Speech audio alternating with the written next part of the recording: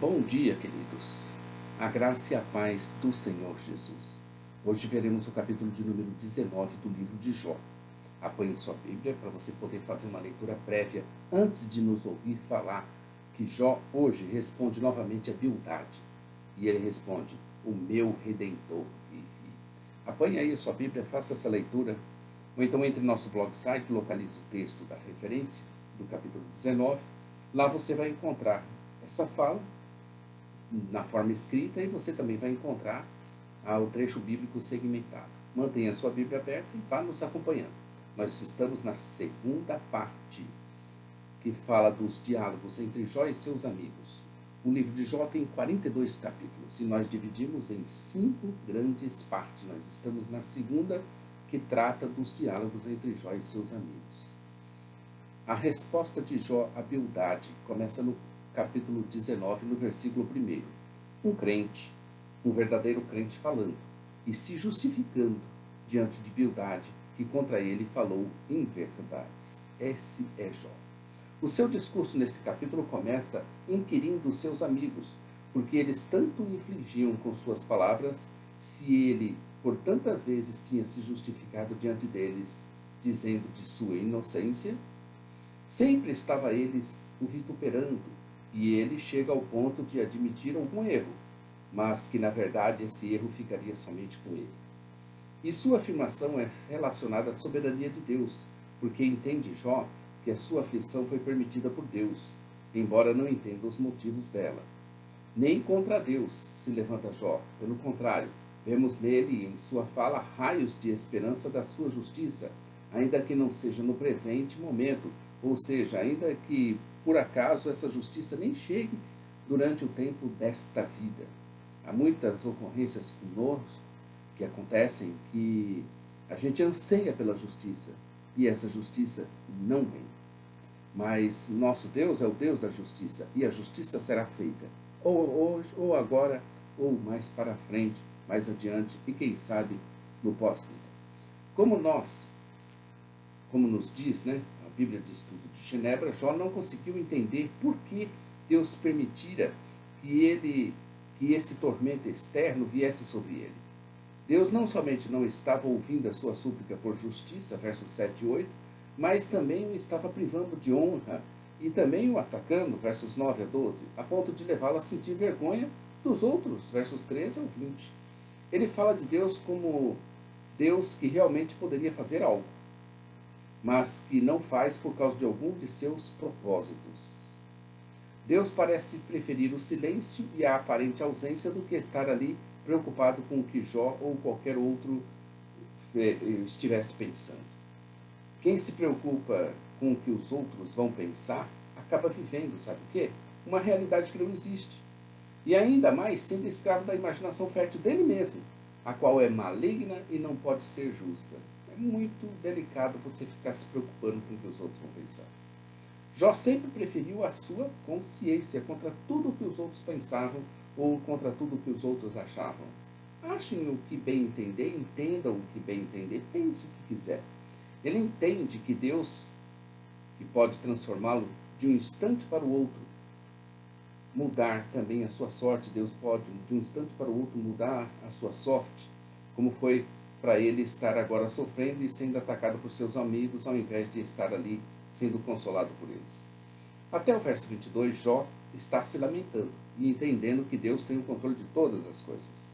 Deus tem o controle de todas as coisas. Ele sofre mais com seus amigos do que com Deus, que não explica nada para ele. Ele entende mais a Deus, ainda que em silêncio, do que seus amigos, que insistem em encontrar nele falha ou explicação para os seus fatos.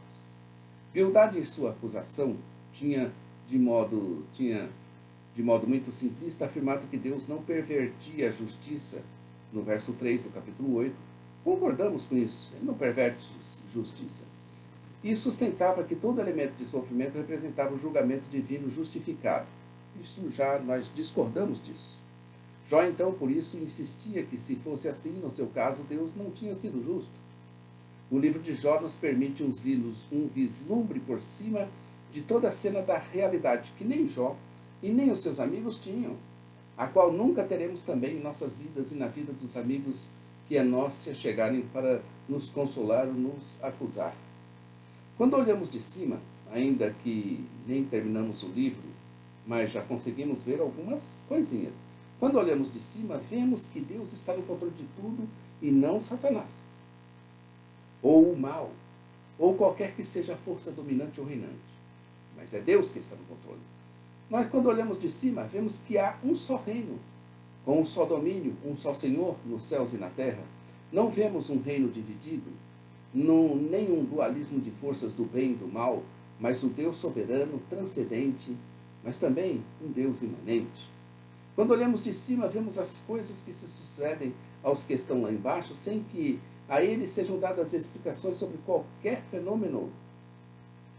Quando olhamos de cima, vemos que os verdadeiros amigos são os que compartilham conosco a nossa dor e estão ao nosso lado em confiança, amor e força.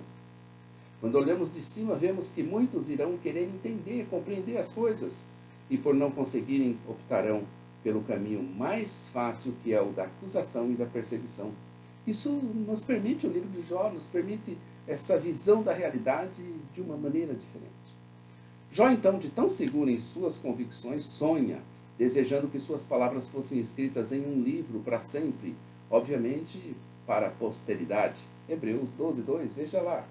Hoje temos as escrituras que jamais passarão, como disse o Senhor, passará os céus e a terra, porém as minhas palavras não passarão. Lucas 21:33.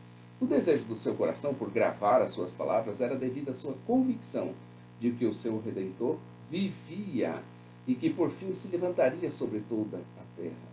Mesmo passando por todo o sofrimento, ele não havia perdido totalmente a esperança. Sua fé numa futura justificação continua firme e continua forte. Depois ainda profetiza e sua palavra não cai por terra. Dizia ele, Jó, que ainda o veria face a face em sua vida. Uma palavra assim falada não poderia ser dita de qualquer maneira, mas apenas pela boca de Deus. Jó estava cheio do Espírito Santo de Deus.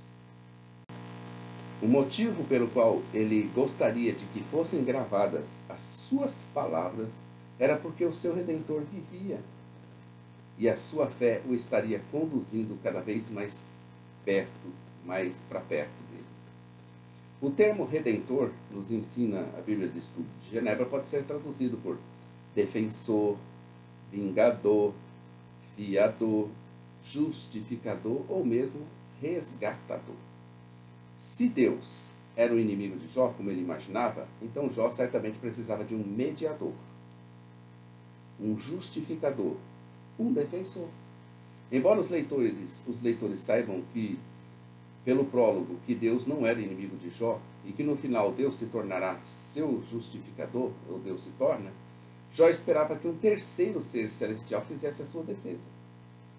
Veja aí, capítulo 9, versos 33 e 34, capítulo 16, versos 18 a 21. A revelação plena do Novo Testamento mostra que esse advogado não é outra pessoa senão o próprio Filho de Deus, Jesus Cristo. 1 Timóteo 2,5, porque há um só Deus e um só mediador entre Deus e os homens, Jesus Cristo, o homem. Vejamos literalmente o que nos diz a Bíblia de Estudo de Genebra no comentário que ela faz sobre esse capítulo 19, dos versos 26 e 27. Depois, revestido este meu corpo da minha pele, literalmente, depois, revestido esse meu corpo que eles tiraram, isto, pode ser que isto se refira aos estragos causados pela sua enfermidade. O significado exato dessas palavras é um tanto incerto. Em minha carne. O significado da preposição traduzida pode ser em minha carne ou fora de.